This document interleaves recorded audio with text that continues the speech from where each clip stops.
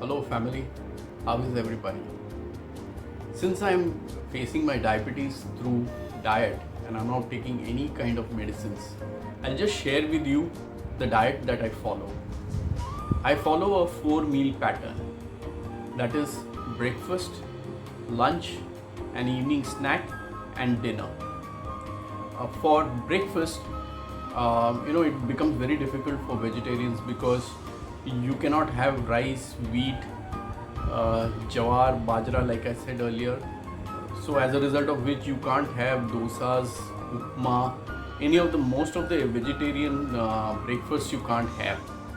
However, I have put up a video. I'll put the link in the description.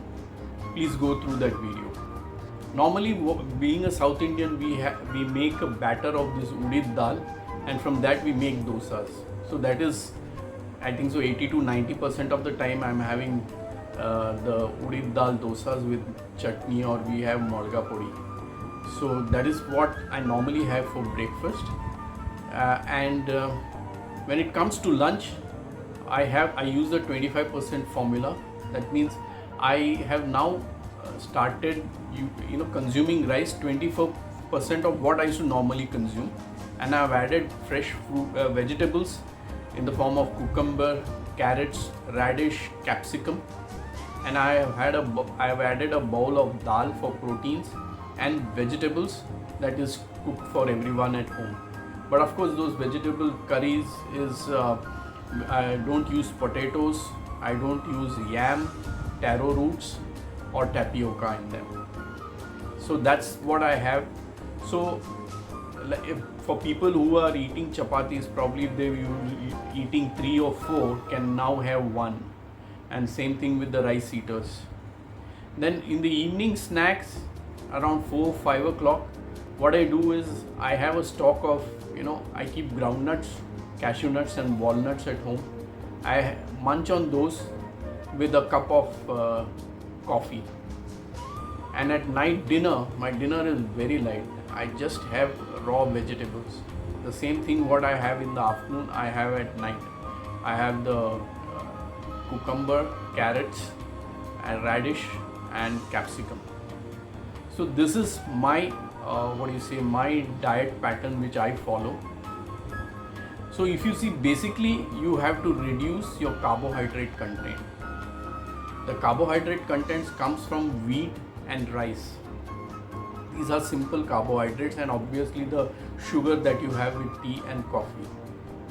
So if you really cut down on these 3, the results will show automatically in a real short time. So I have reduced carbohydrates from my diet, and normally for beverages I used to enjoy my beer and wine, but now I haven't had that for more than a year now. And beverages, I have only tea and coffee, and no cold drinks. None of these aerated sweet cold drinks I have had for more than a year now. And I do not have any baked products, no sweets of course, and no baked products like bread, biscuits or pastries. I try to avoid. But yeah, well, having a little bit of sweets really won't have a great impact, because recently when I had been to Banaras, and you might have seen our Banaras videos, I had malaiya, and I used to have rabdi, and I used to have the blue lassi. I mean, I've tried this. Even after that, my HbA1 came down to 7, which is a very good control. So yes, you have to be aware, it is intuitive. Once, like I had told before, that I have a table of glycemic load on my mobile, and once you start, you know what to eat and what not to eat and how much to eat. It becomes very intuitive. And what I do is, after my dinner and breakfast, I have a 12-hour gap.